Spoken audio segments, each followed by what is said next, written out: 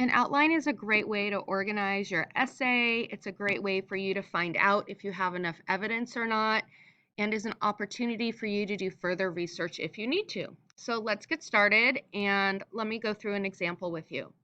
The first thing you're going to do at the top of your outline is you're going to write the question that the prompt asks you. In this case, the example prompt asked, should we return to the moon, or do the risks and costs outweigh the benefits? The next thing you're going to do under Roman numeral 1 is write your thesis. You write your complete thesis so that you know what you're going to be talking about. Then what you do is you look at your thesis and you think to yourself, if I was the reader and I was reading this thesis, what would I expect to read? In this example, the thesis says, if the moon represents an opportunity to further space travel, we should take advantage of it while at the same time managing the negative impact we have on the moon's environment by following the Artemis Accords. So, if I'm a reader, what I'm expecting my body paragraphs to be about is, how does the moon represent an opportunity to further space travel? So I know I'm going to have a couple paragraphs about that. And then the next thing I'm expecting the writer to talk about is managing any negative impact on the environment by following the Artemis Accords. So let's see what the outline looks like.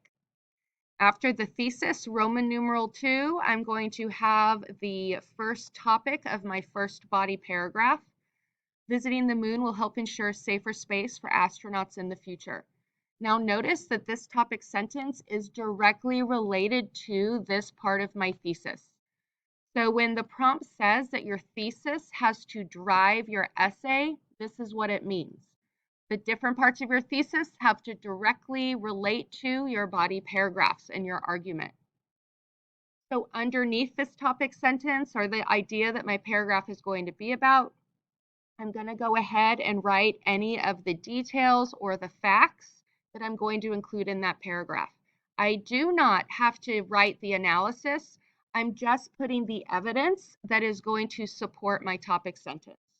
So you can pause this video and you can take a look and see what evidence I'm using and how it supports my topic sentence.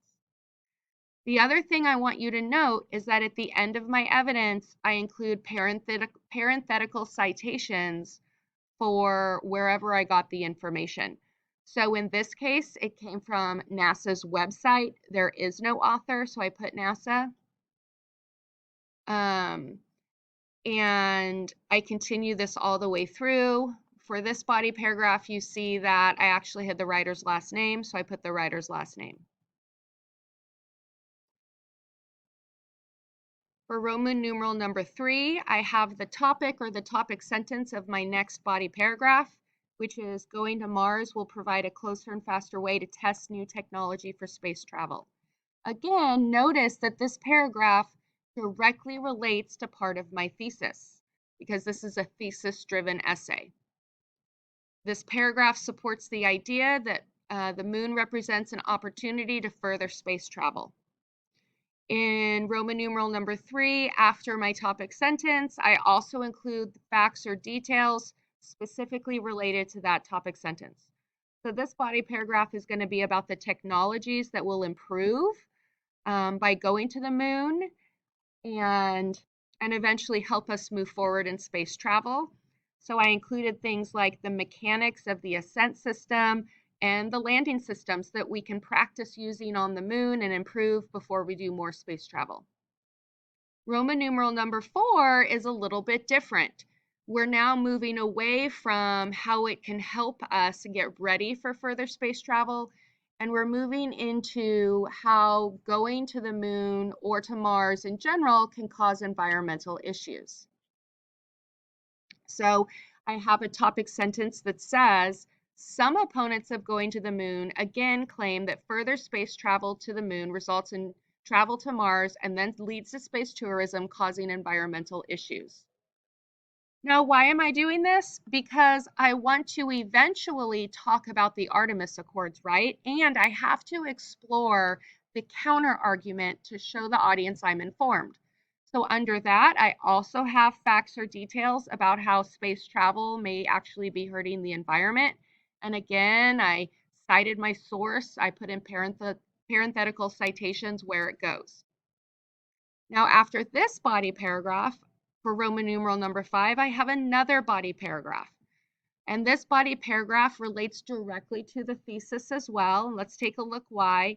Because the last thing I'm going to talk about is how we can use the Artemis Accords to prevent environmental impacts. So I'm going to go back down here. And my topic sentence, the Artemis Accords are one way to secure the environment's safety. You'll notice that I have, again, facts or details from the NASA website about the Artemis Accords that have to do with the environment. Again, notice I'm only including the evidence. I'm not including any analysis at this point. And then finally, Roman numeral 6, conclusion. I include some ideas that I want to make sure to write about in my conclusion. So again, I'm not writing big long paragraphs for my conclusion yet. I'm just writing key details that I want to remember to include. So just remember that you need to have your thesis statement, your question, your thesis statement. Your Roman numerals should have the topic sentences for your body paragraphs. You should have 1 to 3 key details for each body paragraph. And in your conclusion, you don't have to write a paragraph. You just have to list the points that you want to make sure to make in your conclusion. So when you're ready to tackle this, you may find that you need to return to your research, and that's okay. You can always do more research along the way.